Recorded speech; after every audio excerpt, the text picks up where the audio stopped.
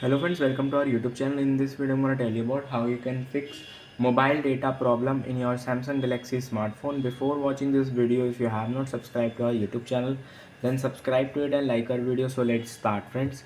Here you can see mobile data. Then you have to simply click on airplane mode. You have to open it for 10 seconds. Then you have to turn it off and open your mobile data. It will fix your problem just like that. If it is not, then you have to go to your settings. Then you have to open your apps. Here are all the apps. Click on search. Just write here Android system web view. Then click on storage. Clear the cache of it.